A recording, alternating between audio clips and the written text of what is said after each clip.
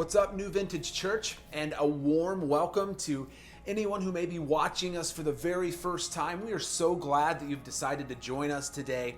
My name's David Jackson. I'm the pastor here at New Vintage Church. And today is our third week in our series called Against the Flow. And throughout this series, we've been looking at different characters in the Bible who went against the flow when faced with social and political pressures. Characters of the faith who chose to follow the Word of God over the Word of man, because in the end, they knew that they would have to answer to God for their choices, not man. Now, for the sake of clarity, each week during this series, I'm going to repeat the purpose of this series because I don't want it to be misconstrued into something that it's not, okay? So the purpose of this series is that we would become more and more aware of the simple fact that those who belong to Christ will stand for truth no matter what the cost. Okay? We will not bow to cultural norms. We will not conform to social or political pressures.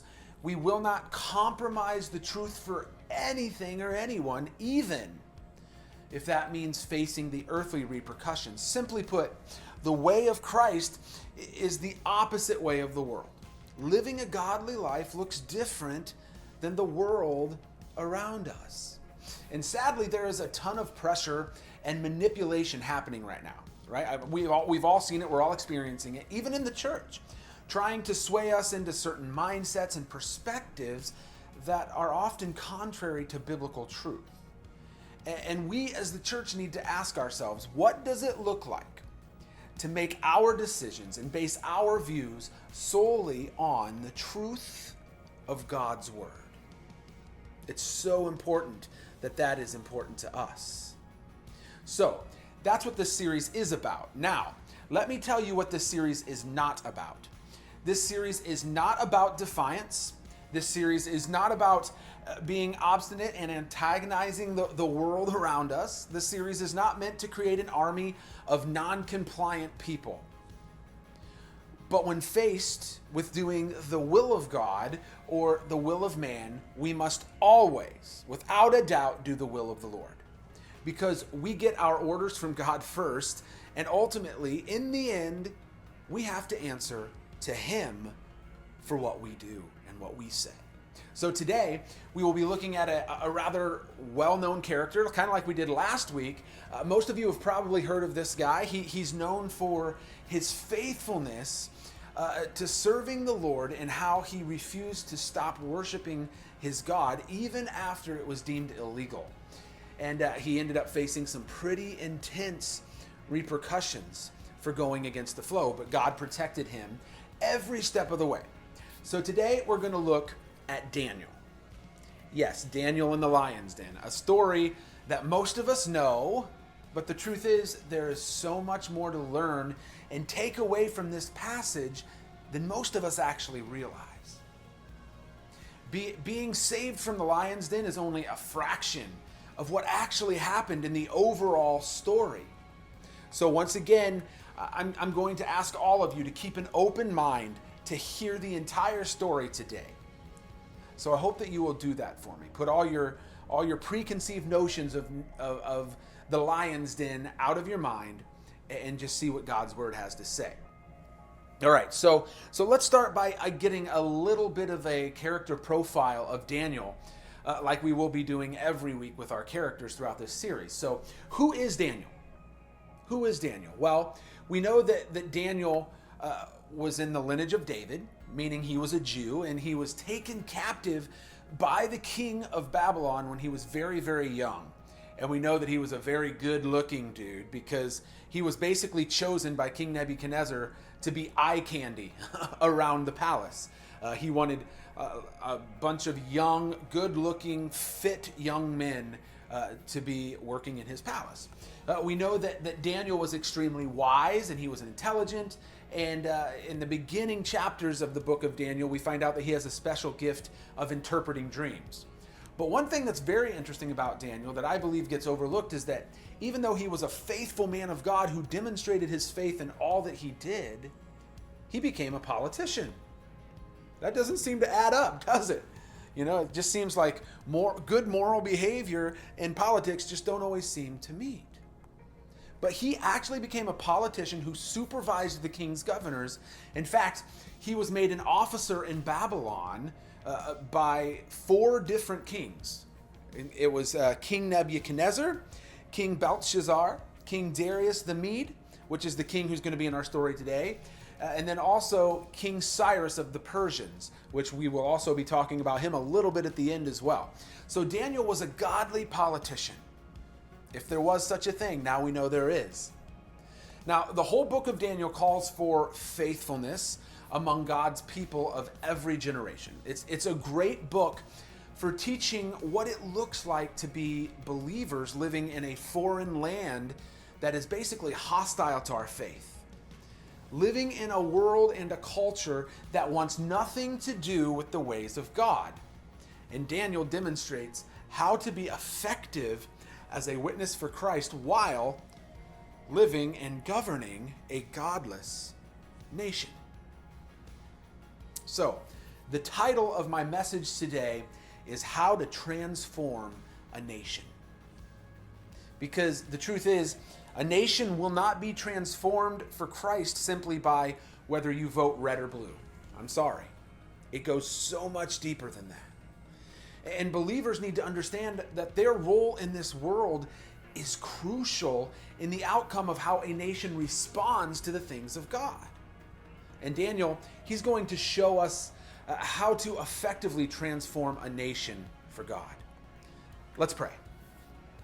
Jesus, thank you so much for your word, that it teaches us and shows us how we should live to experience the fullness of you. So God, I pray as we read through this passage today and read through your word, that you would, first of all, that you would open up our minds and open our ears and our hearts to take in what you would give us today. And that you would guide my mouth and guide my lips as I speak. Holy Spirit, that I would only say what is good and right and true from your word. In Jesus' name, amen. Amen. All right. If you have your Bibles with you, you can go ahead and get those out. We will be looking at Daniel chapter 6. And the book of Daniel is located toward the middle of your Bible, kind of right between Ezekiel and the book of Hosea. So Daniel chapter 6, starting in verse 1. And this is what it says. Darius thought it would be a good idea to choose 120 governors who would rule his kingdom. He chose 3 men as supervisors over these governors, and Daniel was one of the supervisors.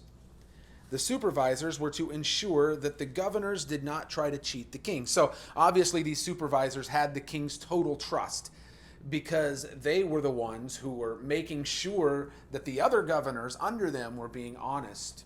And then it says, Daniel showed that he could do the work better than the other supervisors and governors. So the king planned to put Daniel in charge of the whole kingdom. Okay, now listen.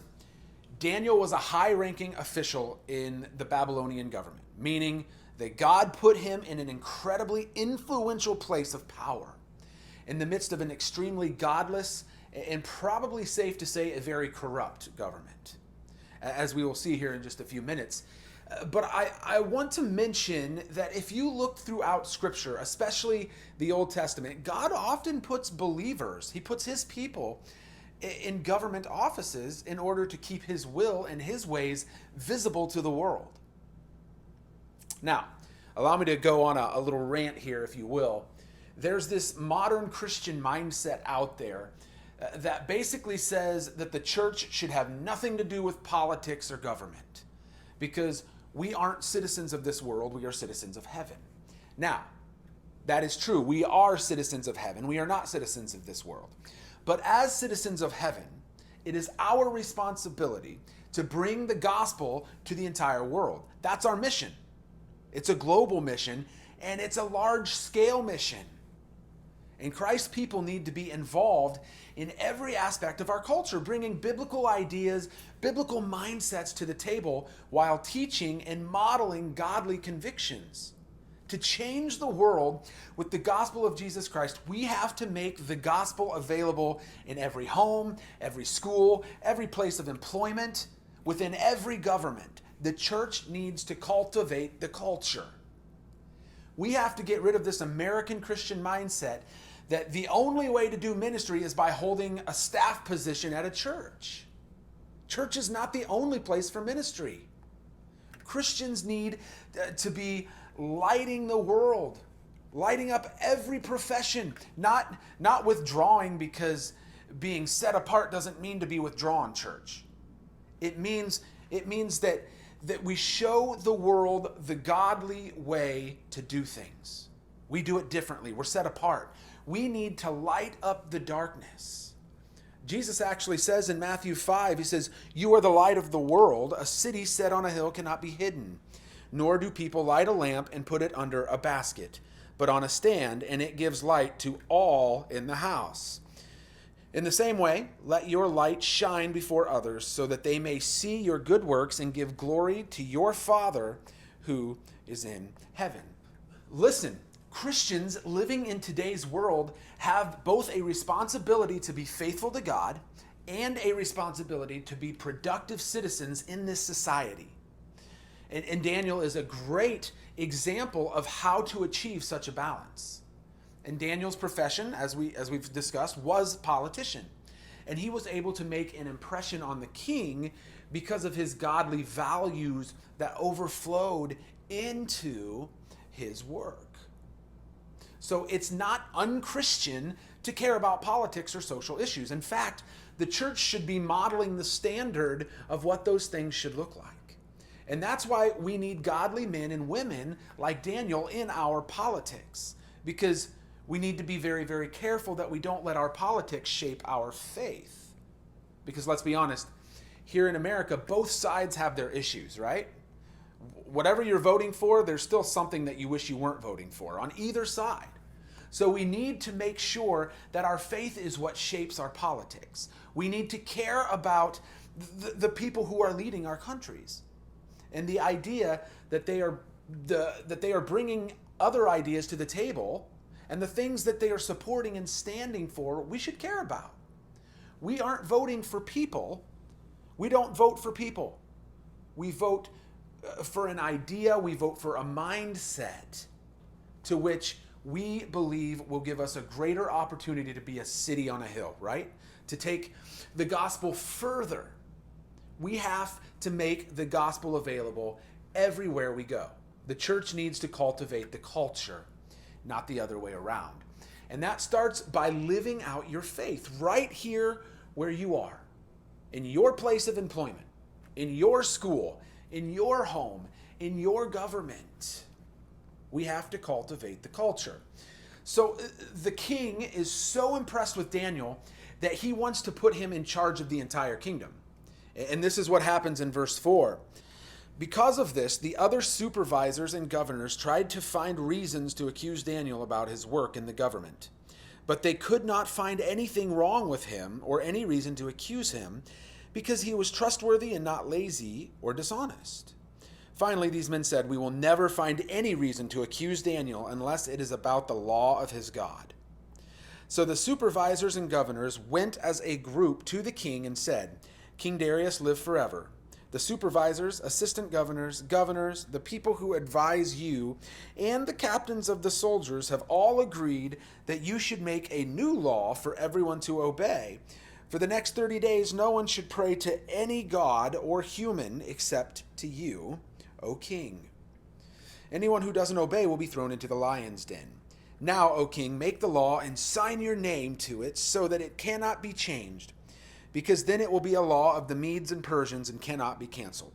So King Darius signed the law. Okay, listen, Daniel's co-workers were jealous of his success. This promotion of becoming an overseer over the entire kingdom, well, frankly, it made them feel threatened. Not because he didn't deserve the promotion, but because they didn't get it, and because they didn't like the idea of him being an authority over them. He obviously wasn't the guy that they thought should have the job. We don't really know exactly why they were so opposed to Daniel's leadership, why this was such a threat to them. I mean, maybe it was his values that bothered them, or maybe they just didn't get along very well, or maybe they just felt like he was a butt kisser who was only seeking position from the king, right?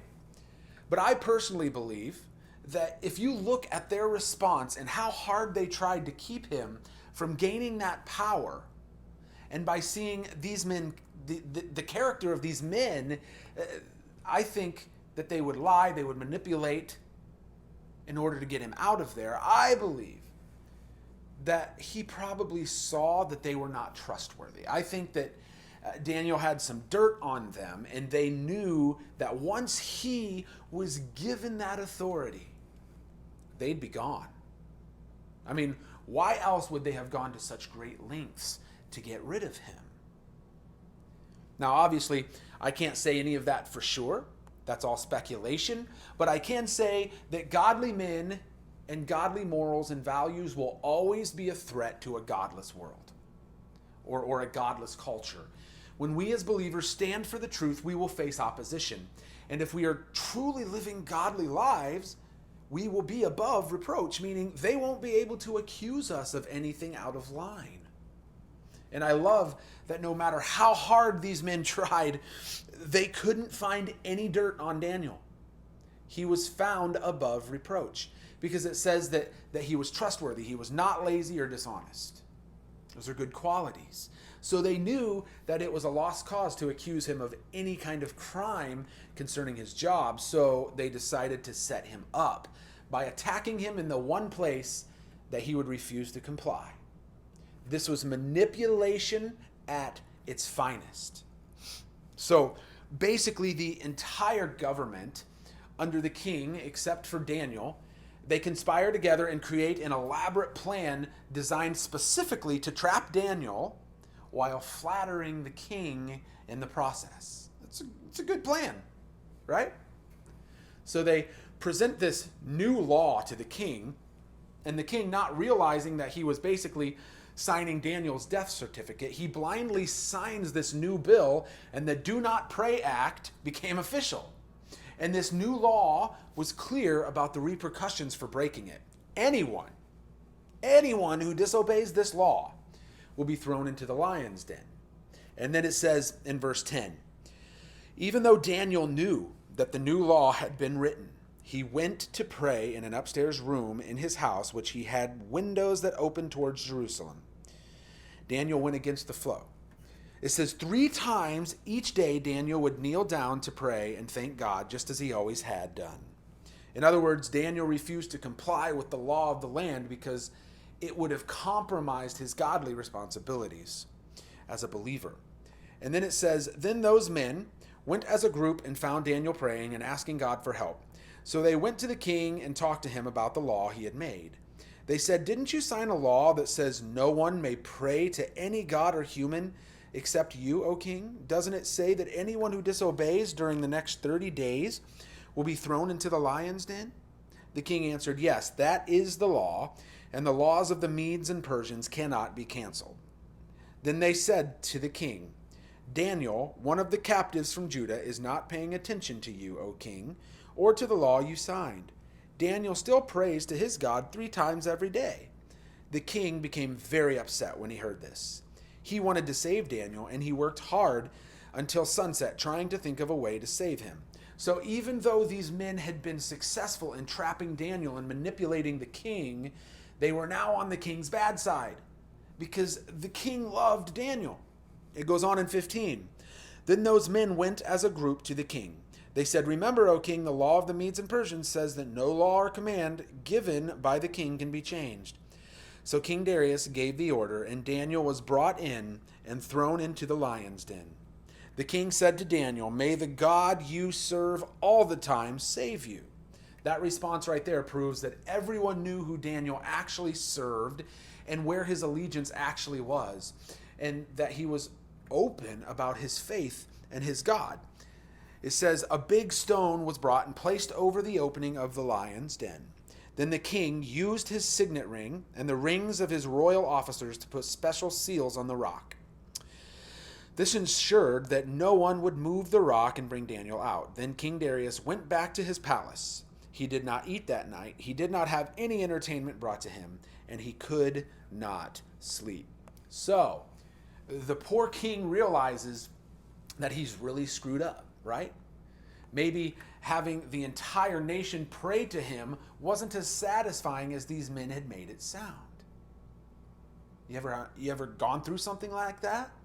Sometimes we need to be careful what we embrace. Church, we need to be careful what we sign on for. We need to ask ourselves, even though this might seem good for me, what will this do to those around me? Because sometimes things can sound good. They can sound like something that would bring us so much happiness and joy. Sometimes things, they sound good in theory, they sound good on paper, but when you actually embrace it and let it in motion, you realize that it's not what you thought it would be. It doesn't bring the happiness that you were promised. Because the truth is, anything that elevates human emotion or human reasoning above the truth of God's word will ultimately leave you unsatisfied. The king traded 30 days of pleasure and flattery for a possible lifetime of regret, because the odds are there will be nothing left of Daniel in the morning. The king got what he wanted. He got what he was told would be good and satisfying at the cost of his greatest worker in the kingdom, an innocent man. It's important that you look at every angle of what you support and what you think is fair. Consider the pros, consider the cons, and then look at them through biblical eyes before you sign the law. So let's see what happens next in verse 19. It says, "The next morning King Darius got up at dawn and hurried to the lion's den. As he came near the den, he was worried. He called out to Daniel, 'Daniel, servant of the living God.'" I love that, because the king is acknowledging that Daniel's God is the living God. He asks, "Has your God that you always worship been able to save you from the lions?" Daniel answered, "O king, live forever. My God sent his angel to close the lions' mouths. They have not hurt me, because my God knows I am innocent. I never did anything wrong to you, O king." King Darius was very happy and told his servants to lift Daniel out of the lion's den. So they lifted him out and did not find any injury on him, because Daniel had trusted in his God. Then the king commanded that the men who had accused Daniel be brought to the lion's den. They, their wives, and their children were thrown into the den. The lions grabbed them before they hit the floor of the den and crushed their bones. Okay, I know that seems kind of harsh, violent, but it's important piece to the information that the lions grabbed them before they hit the floor. It's important because this just goes on to prove that it was God alone who spared Daniel's life from the lions. Daniel wasn't saved simply because the lions just weren't hungry that day, because they obviously were starving. Daniel wasn't saved from the lions simply because the lions had been tamed, because they were obviously wild and vicious. There is no argument that God saved Daniel from the lions by sending an angel to shut the lion's mouth. God gets the glory when God makes himself known. God gets the glory when he makes himself known. The king observes Daniel's God, the living God, the almighty God who you and I serve today. The king witnesses an undeniable miracle because Daniel's trust in his God, and something amazing happens. When somebody witnesses the living God, they have to acknowledge him and his greatness and his beauty. It says, "Then King Darius wrote a letter to all people and all nations, to those who spoke every language in the world. I wish you great peace and wealth. I am making a new law for people in every part of my kingdom. All of you must fear and respect the God of Daniel. Daniel's God is the living God. He lives forever. His kingdom will never be destroyed, and his rule will never end. God rescues and saves people and does mighty miracles in heaven and on earth. He is the one who saved Daniel from the power of the lions. Because Daniel refused to go with the flow, when everyone else was praying to the king as though he was a god, Daniel quietly defied the law of man because it went against the law of God. And even though he was thrown to his death, by the way, he was 80 years old when he was thrown into the lion's den. That's an interesting piece of information, right? I hope they threw him gently. He wouldn't have anything to do with the lions, but he still might come out with some broken bones. But because of Daniel's faithfulness to serving and honoring God, the king issued a new law that everyone in the kingdom must fear and respect the God of Daniel. Now, that doesn't mean that everyone in the kingdom turned to God and began to serve him, but it does mean that the kingdom would now acknowledge and respect the God, the one true God. And it was a giant step towards repentance and revival. In fact, I saved the last verse of this chapter because it gives us some interesting information. Check this out. In verse 28, it says, "So Daniel was successful during the time Darius was king." And then it says this. It says, "And when Cyrus the Persian was king." So Darius decrees this law for the kingdom that everyone would fear and respect God. And then somewhere along the line, Cyrus the Persian becomes the next king. From my research, it looks like Darius was only king for a couple of years, maybe 2 years, before Cyrus came in. But King Cyrus is known and named in Scripture as the liberator of the Jews who were captives in Babylon. God's chosen people were set free. They were liberated. They were able to leave the Babylonian Empire and go back to Jerusalem and rebuild the temple. In fact, the first chapter of the book of Ezra, it tells us all about how King Cyrus went about doing this. So I want to share the first 4 verses with you because it's such an amazing connection. This is what it says. "During the first year of the reign of King Cyrus of Persia, the Lord fulfilled Jeremiah's prophecy by giving King Cyrus the desire to send this proclamation throughout his empire." So notice that it says God gave him the desire to do this. "He also put it into the permanent records of the realm. Cyrus, king of Persia, hereby announces that Jehovah, the God of heaven, who gave me my vast empire, has now given me the responsibility of building him a temple in Jerusalem, in the land of Judah. All Jews throughout the kingdom may now return to Jerusalem to rebuild this temple of Jehovah, who is the God of Israel and of Jerusalem. May his blessings rest upon you.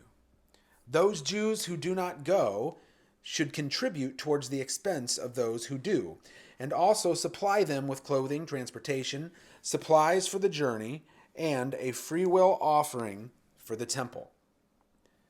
See, it's clear that this king, this Cyrus of Persia, had a fear and respect for the living God. So much so that he cared about the freedom of God's people. And it was his desire to see the temple rebuilt. So he wanted to see God being worshiped. And it says that Daniel was serving under him.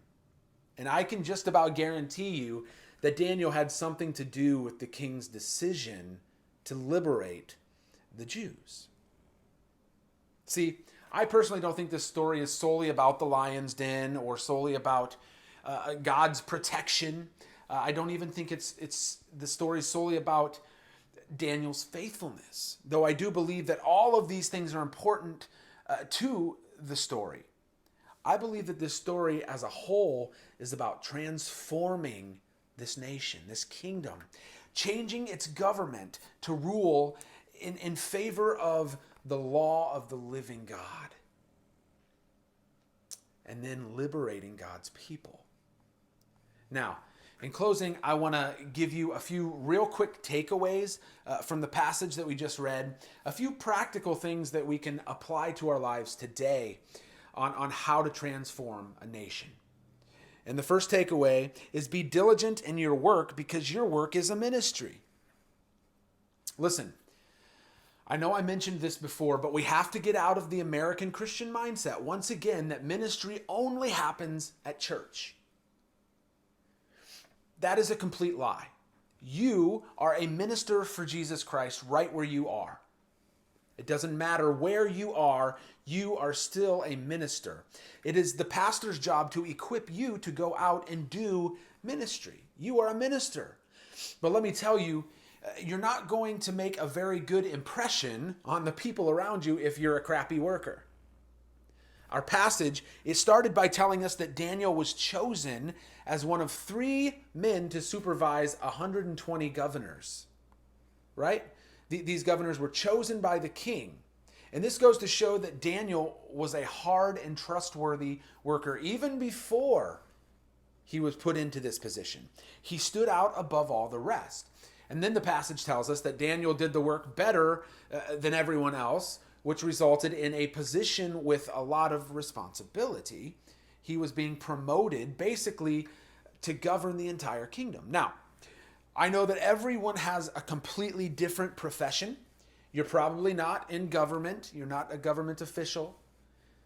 But to change a nation, we need sold out, Bible-believing Christians to be changing and cultivating every community, every school system, every grocery store, every factory, every facet of this earth. Because really, in the beginning, God told Adam and Eve to be fruitful and multiply the earth, which is AKA fill it with people.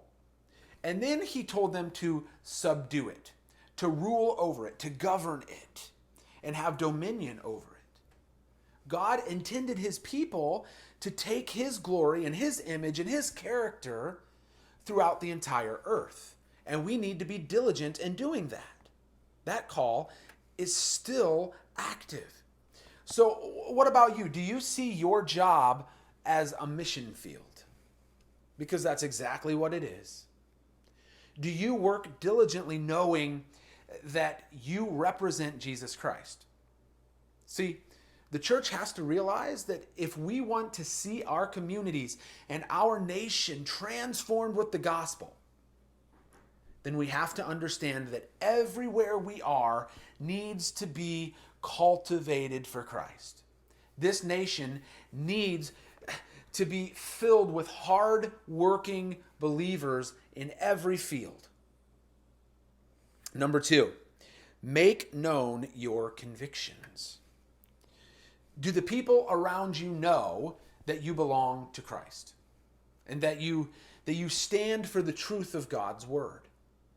Listen, silent Christianity is not biblical, okay? We are called to shout it from the rooftops. Now, I'm not saying to be annoying or overbearing, right? That just scares people off and makes them resent you and want to avoid you. I'm not saying that you should come off as judgmental when someone doesn't hold the same convictions or values as you. But what I am saying is the people around you should know what you believe and that you have certain convictions that go along with your faith. That should not be a secret. People should know that. Notice that when Daniel's enemies wanted to get rid of him, they couldn't find any skeletons in his closet because he was a diligent worker, he was honest, he was efficient, he was trustworthy. So what did they do? They attacked his faith. They hit him where it counted. Meaning they obviously knew that Daniel had convictions. What Daniel believed and what he practiced. Everyone knew that Daniel served his God and lived a faithful, godly life. Because even the king said to him, as they were throwing him into the lion's den, he said, "May the God you serve all the time save you." The people knew that Daniel had a strong conviction about serving his God. It was not hidden faith. It was not a silent faith. People knew where Daniel stood. If we want to transform this nation, then we need to make our faith known and the convictions that come along with that faith. Those convictions need to be woven into the culture of everything we do. It needs to be woven into the way that we talk to the people around us. People need to know it. Number 3, stick to your convictions. So we need to make our conviction known, and we need to make sure we stick to them when opposition comes our way. We need to stand firm in those things. Because let's be honest, one of the first things that we as humans we seem to do when we fear opposition or persecution is we tend to compromise just a little bit, right? We don't want to sound too religious, or we don't want to make someone else feel uncomfortable by standing against something or refusing to do something that everyone else is doing. We've all felt that way. In fact, I remember a time when Serena and I, we went out to see a movie with a new couple that we'd never hung out with before. We knew her through Serena's work, and we knew that she wasn't a Christian. And we stopped at a restaurant before the movie, and Serena and I always pray before we eat. It's just one of those things that we've always done. And especially when you're in a public place, I think it's sort of a cool testimony, and it tells people that you stand for God, right? When they see you pray, it just sort of tells somebody, oh, look at them.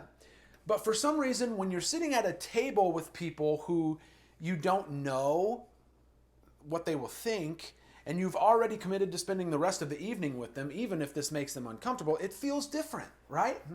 And I remember we got our food, and both of us just kind of we looked at each other like, this is going to be kind of weird, isn't it? And I could tell we were both like, should we do this? Or, we don't want to make them uncomfortable. So I just ended up taking her hands, and I prayed quietly with her. I didn't want to make a scene or anything. And then we ate our food, and nobody said a word. But the temptation to pray because we were afraid of what they might think or say was definitely there, right?